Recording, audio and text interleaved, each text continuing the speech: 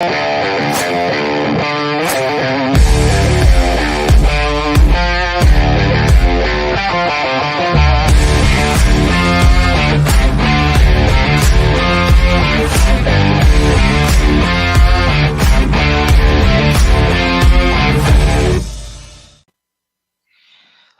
there, Let's Talk Sports fans. Thanks for tuning in to another episode of Nothing But Sports, and I'm joined by my co-host, Football Talk with Bo. He's back, doing his world travels, talking to a few of the NFL teams about being their coordinator, and he is back. Bo, how you doing? I hope you had a great time on your travels. Hey, yeah, thanks for having me, of course, and glad to be back. Glad to be back in front of the camera with you. And yeah, no, I mean the trip went well. The move from Mexico to Seattle, was a little bit long, but we're here and still kind of getting settled in, but settled in enough to get back to being on with you guys. Thanks for that, Byron. I guess the perfect place to start is I can't ever have you on and not talk Seattle sports. We ain't talked Mariners too much together, but how you feeling at the There's not much moment? to talk about, really.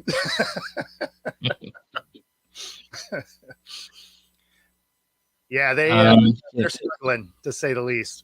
I mean, they are still right at 500. They're a game below 500 after the loss to the Yankees last night, but sadly they don't look like they're going to be a playoff caliber team for sure. They're 9 games out of first place in the West, and I think they're 5 or 6 games out of the last wild card spot. So far, it doesn't look super promising. They just kind of look like they're going to be a 500 ball club, and that's kind of it, unfortunately. And do you find this strange one? Because last year they seemed to be taking a step forward. So was you expecting bigger things? You know far more about the team than I do, but it just seems not necessarily consistent with last year. Was last year an outlier? Do you think this is an outlier and they'll be Well, stronger for it next year? I mean, so a couple of things happened. Is they have some injuries that they didn't have last year. They have some guys that aren't necessarily performing to the same level as they were, but they also didn't really do anything in the off season to get better, where other teams in the division did. Like if you look year over year, the Rangers are better, the Angels are better. We can't include Oakland because they're trying to lose, but so everybody else in the division did some things in the offseason to get a little bit better, and the Mariners really kind of stayed where they were. So seeing them take a little bit of a slide, I guess makes sense, right? Because now the division is harder, but you do have some injuries. And I think the biggest thing is it's not true now, but about a week and a half ago, 4 of the top 5 strikeout batters were Mariners. And the only other one was, in that top 5 was Aaron Judge. But that makes sense because he's a power hitter. He's swinging for the fence every time. The Mariners don't have that kind of power. So for them to own 4 of those strikeout spots means they're just not seeing the ball very well. And, it's tough to win games when you're not seeing the ball. And then for a lot of the season so far, they've had starting and relief pitchers that have been somewhere in the 8 to 10 ERA, which obviously you're going to lose a lot of games that way. But I think the most troubling stat for this Mariners team was if they've scored 4 or 4 or less runs, they're like a 175 ball club. So unless they score 5 or more runs, they basically lose. And that is a really tough number to hit every single game. Yeah, I agree with that. Yeah, I guess we'll see. Do you think if things might not get better, do you think they could be sellers at the trade deadline? If teams are interested, do you think they might look to recruit? How do you see this playing out, or could they just let things play out without any ins or outs? Yeah, so if it's the way the Mariners have traditionally been, they're probably not going to do a whole lot by the trade deadline. Um, and then, if this season goes the way, outside of last year, the way most seasons go after the All-Star game, you're probably going to see them slump a little bit for, you know, 3 weeks or so. And then about the time that they're fully out of the mix, then they'll start kind of going on a run, and then they'll miss the playoffs by 5 or 6 games. That's more or less been the Mariners' MO for the last 20 years. Obviously, last year they snuck in as a wild card, but yeah, I don't think they're going to make any wholesale changes, even in the off season. They have a team that they kind of like. Again, they got guys like Robbie Ray who went down, and he was supposed to be one of their stars this year. He struggled and then got hurt.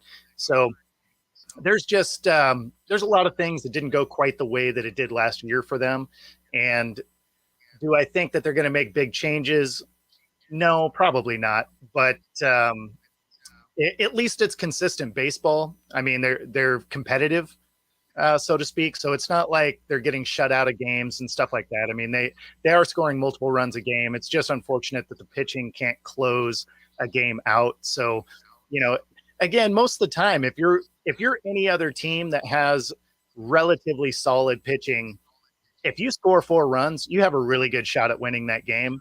And so for the Mariners if they score 4 runs, they still don't win that game very often. That's a testament to just kind of how unfortunate their pitching staff has been this season. Yeah, I do agree with that. Moving to NFL, there's a few big name players available. One being Delvin Cook. Where do you think he'll end up? Because it seems like Miami will be is the team he wants, and they seem to be admirers. But the thing is, they don't want to pay what he wants. It seems like when they didn't want to draft a running back high, despite the offense they run and having Mike McDaniel. Maybe Delvin might have to compromise, but he hasn't shown a willingness to do that. He didn't with the Vikings, but your market is what someone will pay you. So how do you see this playing out? Will it be the Dolphins, or do you think another team will make a run at him? Yeah, I mean, there's actually a real chance that he isn't on a roster to start the season if he doesn't want to move off his number. And then he'll basically be waiting for a team to have a running back go down. It's similar. Like Saquon is kind of in a similar situation where he wants to get paid, and the Giants aren't about it. So unfortunately, the running back position has been kind of downgraded to a spot where it's hard for these guys to get the paydays that honestly they deserve. It's one of the most physical positions on the field. They get injured the most, which is why a lot of teams don't want to pay. But it almost is a situation where it could be better if they changed the rookie contract rule for running backs to like a 2 or 3 year thing, so that they're still relatively unbeat up for their first contract, to come through. Because, when you're 4 or 5 years in, a lot of running backs, their careers are already almost over. So I think that's why you're seeing a reluctancy from teams to pull the trigger on a Dalvin Cook, or, even go after a Nick Chubb who, was largely available, or the Giants, as far as signing Saquon. Now, I think it would be a good move for the Dolphins to pick up Dalvin Cook because it would take some pressure off of the pass game, and then it also would give a little bit more protection. Like, he's not the best blocker ever, but he will get in there and block. And that's something that obviously Tua needs, because the only way that team is going to win is if he can stay on the field. So I could see a very good spot in Miami for Dalvin Cook. That being said, he has to want to come off of his number a little bit, because I don't think they have the cap space to go after him. Yeah, I do agree with that. And it will be interesting if some team takes a look at how they look in camp and makes at him. I've said I wouldn't mind him playing on the Bears. They've already being aggressive in what they do this off-season. I know they didn't want to pay their own guy in that position, but I feel you might be able to get him a couple million cheaper if you rate him out, because would he like to do it in his own division? And the division is weaker at the moment, even with the Lions, who I have a lot of faith in. Don't know how these suspensions will affect them. So, Yeah. do you think if I you mean, was players, would you try and make something happen, even if it's a 1 year deal? yeah, I think anything that's going to happen for him is probably going to be a 1 year deal, really. Yeah. Although, if it was the Bears, I could actually see them going after Zeke, right? Because you already have Fields who can run around, and so it would actually probably open some things up for Zeke, who isn't the athlete that he used to be. But when you have to respect the running ability of your quarterback so much, when he does hand it off, there's going to be a linebacker that's kind of late to the game, because he has to mirror that quarterback movement a little bit. Yeah, I do agree with that. And we will see now, D-Hot. It seems like he's destined for the Patriots or the Titans. Are you surprised that there were two teams? Because when he came on the market, I assumed it would be a true contender, would be his criteria. But I spoke about this on a few shows. Perhaps it's enough for him that he only wants to go to somewhere where he'll be the guy without any doubt. He just wants to get his numbers, and that's it. It's not for us to decide what he should or shouldn't do or what his thinking should be. But does this surprise you a little bit that it's come down to these two teams? No, I think it's actually a smart move if you want to try and stay in the league, because if you were to go somewhere that has a ton of other weapons and everything, your impact really gets shuffled to the back. And he is a player that is kind of like Adrian Peterson used to be, in the way that he gets better as the game goes. So if he's not heavily involved, he never really gets going. And so he never gets his yards, because, when he was at the top of his rushing game before he signed his big contract, one of the big things that he was able to do is he would just wear you down through the course of the game. And then, late in the game, that's where he really started to pop, bigger runs, stuff like that. And similar to Adrian Peterson, right? Now, Adrian Peterson obviously was faster, but they were guys that needed to have, 18 to 25 touches to really get that yardage in there.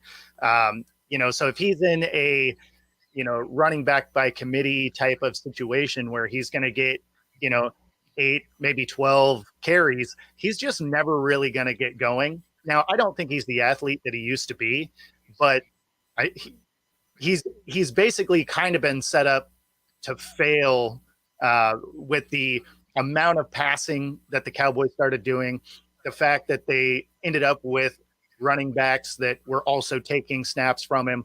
So, I mean, again, if you're carrying the ball, 8 to 12 times as a guy that really needs to be touching it, 20, 25 times to be able to get, the production that you want out of him, it doesn't shock me that he's going to go somewhere that's maybe a mid-level team that he's going to be that guy in the backfield. Yeah, I do agree, and to be honest with you, if it is the Patriots, that shakes up the division even. What makes you view the Patriots a little bit different, and I would assume if he can stay healthy, this division could be 4 deep. Yeah, I mean, I don't love the Patriots the way they're constructed. I'm not a big Mac Jones fan. So in the draft that he came out, he was the most ready to play out of that draft, but he had the lowest ceiling in that draft. And so his floor and his ceiling are relatively close to each other. He's a competent quarterback. But I think that, obviously there's some issues behind the scenes as well, because he was set up for failure last year, having defensive coaches be his quarterback coach and his offensive coordinator. Like, none of that made sense. And so he reaches out, which Belichick didn't like. So there's some contention there anyway. I don't know that this is going to be a well-oiled machine, no matter what what happens with that team. So adding a guy like Zeke, it adds a dynamic that, they need. But at the end of the day, I don't think they are a real competitor in that division this year anyway. Yeah, I agree, and we've got our first comment from mutual friend. Hey, Alan says, "What's up, guys? Love the show." Yep. No, always good chatting with Alan. It certainly is. I mean, I was a little worried about him at the weekend, meeting up with Tanner and the buffoons. I'm glad to see he's still around and in good shape. So shout out to Alan.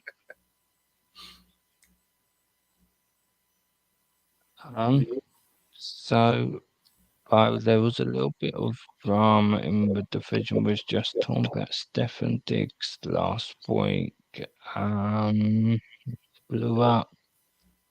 Some would say out of nowhere. This was festering last season for anyone that watched the division. How do you view this? Do you think they'll just be adults in the room, move past it if only for this season? Do you see it as that? Because the contract isn't particularly movable. So do you think that I'll just have to move past it the best they can?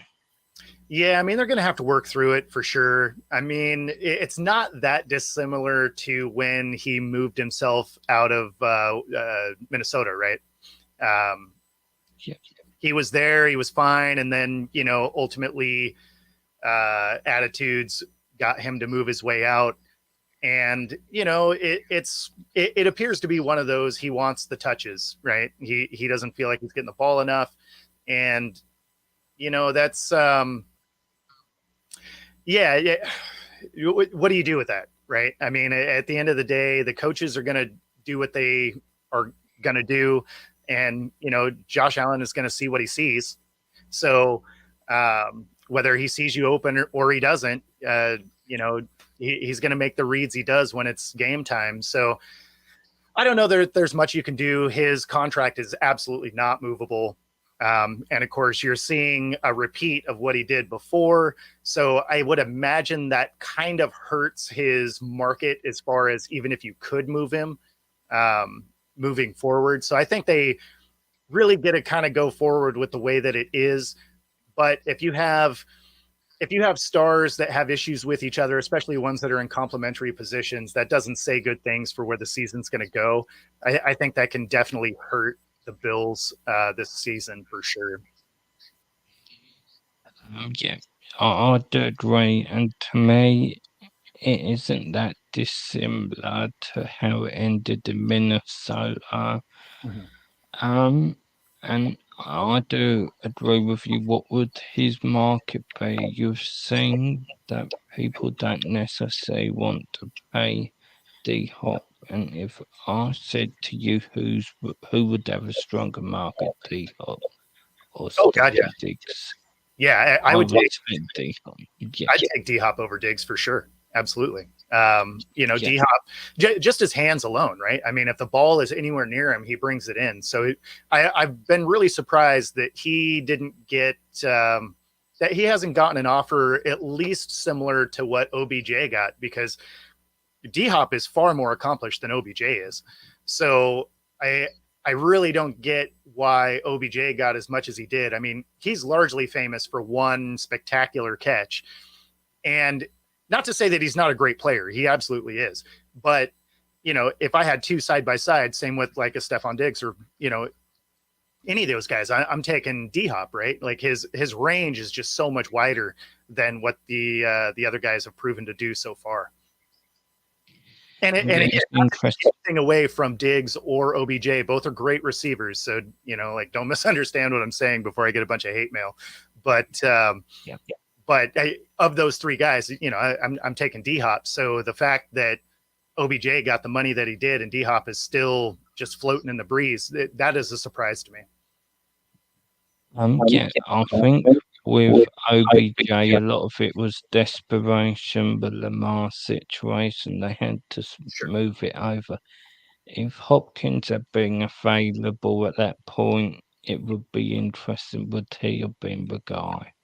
I think he possibly would, unless Lamar influenced that. Just, I know he campaigned to get OBJ, but it doesn't seem like anyone was anywhere near that offer. So I don't necessarily think it was his market. The Raven was desperate, and that's not really something they do.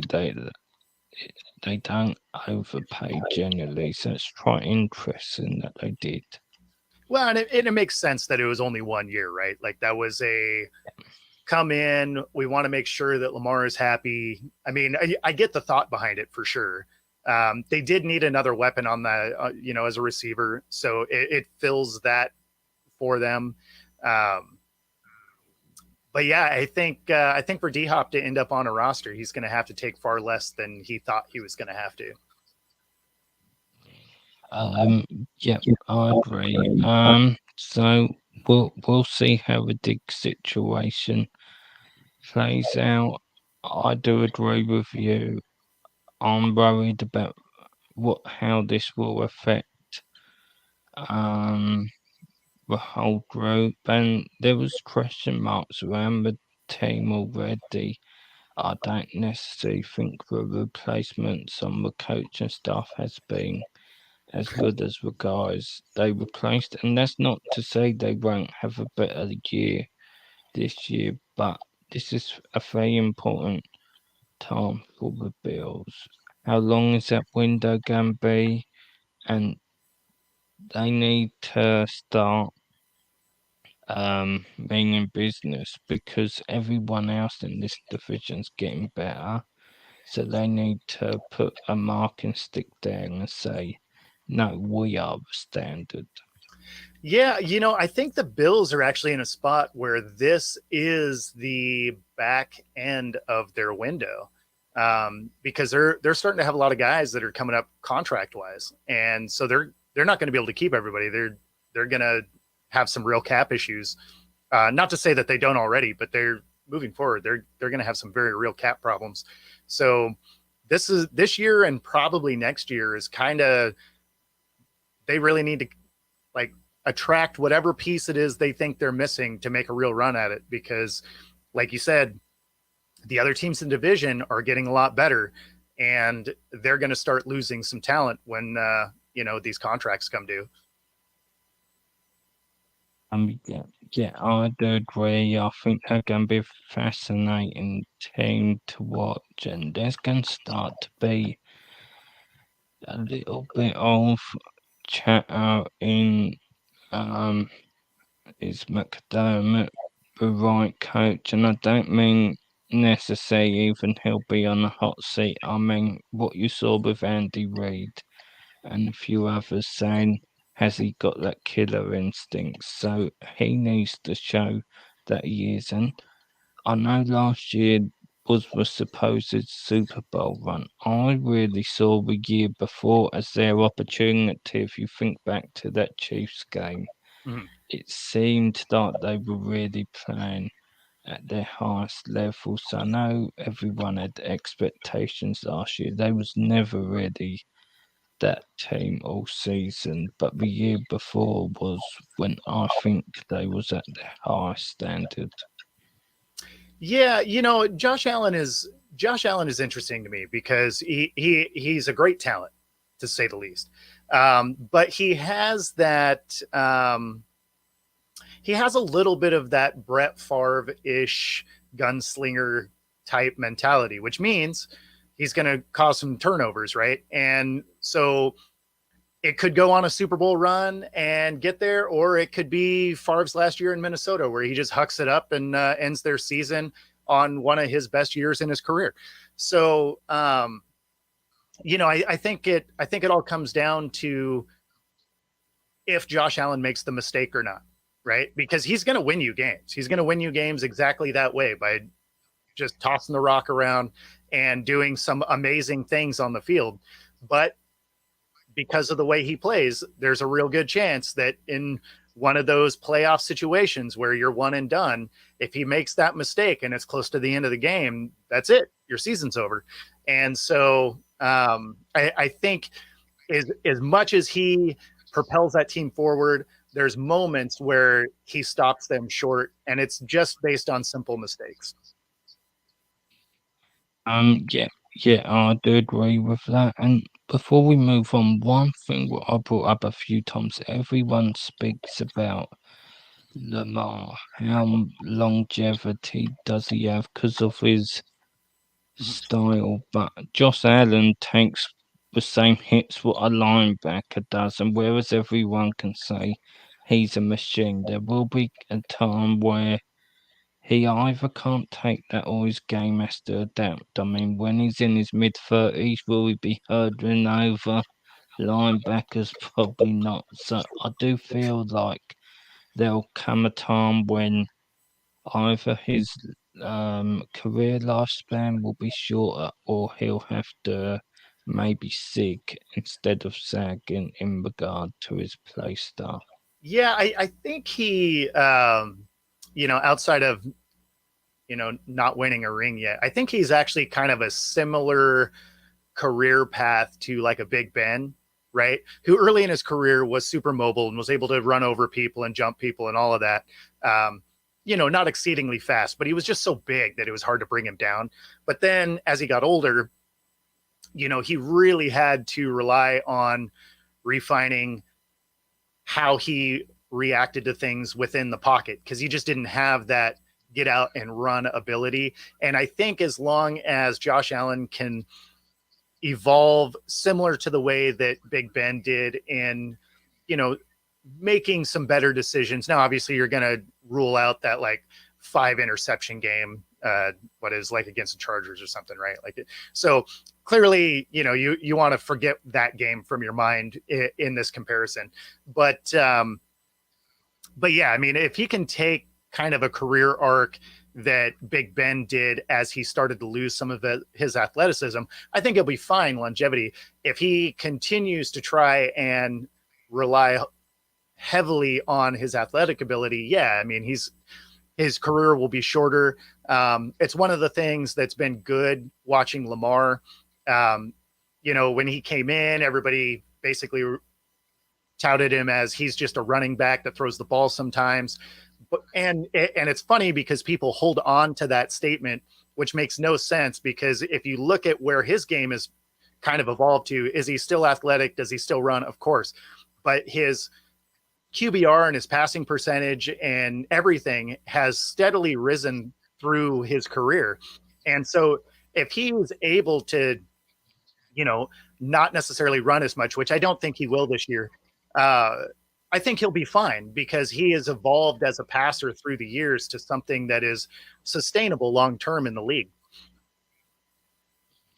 Yeah, yeah, I do agree with that. And both something we talked about in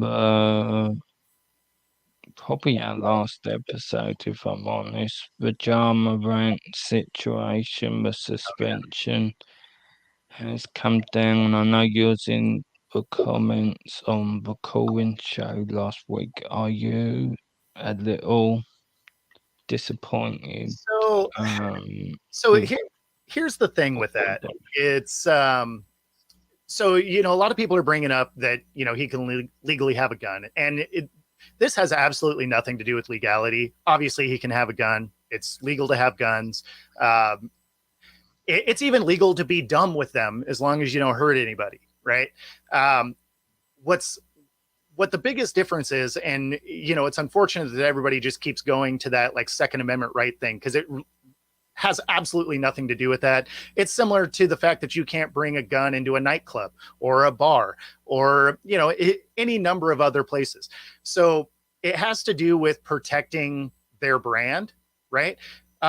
Just like if you were to go into your, wherever you work, right, and you were to tell your top client to go, pound stand, screw off, whatever. I'm going to go with you're probably going to get in trouble the first time. And then if you go and turn around and do it again right after getting written up or whatever that disciplinary action was, you probably get fired, right? So the fact that it wasn't longer is a little bit of a surprise because, again, it's all about the NBA protecting their brand. It has nothing to do with the legality of having a gun. So the fact that it was 25 games, obviously that's great for the fans, right? Grizzlies fans have to be ecstatic because it doesn't, immediately kind of hurt a season that's coming up. But it seemed like a really lenient stance from the league. Now, Adam Silver does tend to be more lenient than like a Stern used to be. So it's not a huge shock, but I do feel like it probably didn't set a strong enough precedent from the league to the players to be like, hey, don't do this. And had they done the 40-game suspension, which is kind of where I was thinking it was going to end up, it still wouldn't have hurt the Grizzlies that bad. So I had some stats here that so with Ja Morant, they're 82-50, right? And then without him, they're 33-17. So their win percentage is actually just a tick higher without Ja Morant on the court anyway. So they could have done that, 40-game suspension and, set it up so that he had, I don't know that they do any like rehab or, whatever they do for this particular situation, but they could have done that route and that wouldn't have tanked that Grizzlies team because again, they're able to win without Ja Morant on the court anyway. So, and half the teams get in the playoffs anyway. I mean, half the league gets in the playoffs at the end of the year. So as long as they're not just absolutely horrible, he would have came back from his suspension. They would have won games. They would have got in as, a 7th seed or something.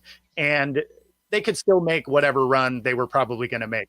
So I do feel like it was a little too lenient from the league, but obviously it's great for the fans.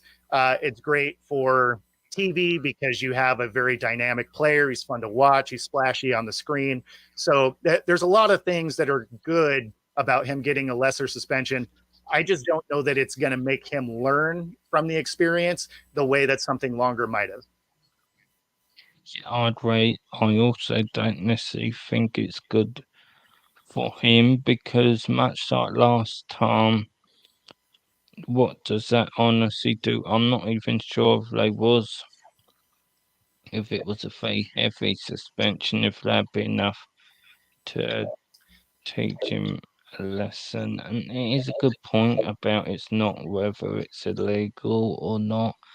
I'll be honest, in any business, if you was waving a gun on social media, you could be in danger of losing your job. Hell, not even your job. Say, for instance, you both waved a gun on social media just for something like this. Yep. Obviously, your optics is everything in Absolutely. anything in life. Even just with a little podcast like this, I'm not sure I'd want someone what's waving a gun about, because it's not even about him waving a gun about. He's putting it out there on social media that promotes the violence, what comes along with it. And I know a lot of people are blaming the people around him, which I do think there's a certain truth to that. The reality is, he is a grown ass man. He is someone with the most to lose. Well, So, and you're putting yourself in uh, that position, right? So yeah, that's not on your friends. That's not on anyone else but you. If you're putting yourself in a position to potentially lose hundreds of millions of dollars, whether it's contract, whether it's endorsements, whatever, like I don't care who you have in your circle. At the end of the day, that decision was yours to pull that gun out of your belt, right? So you can't really blame that on other people because you're the one doing that stuff. Now, he does need some people in his life that are willing to tell him no. Like, hey, you're messing up, man.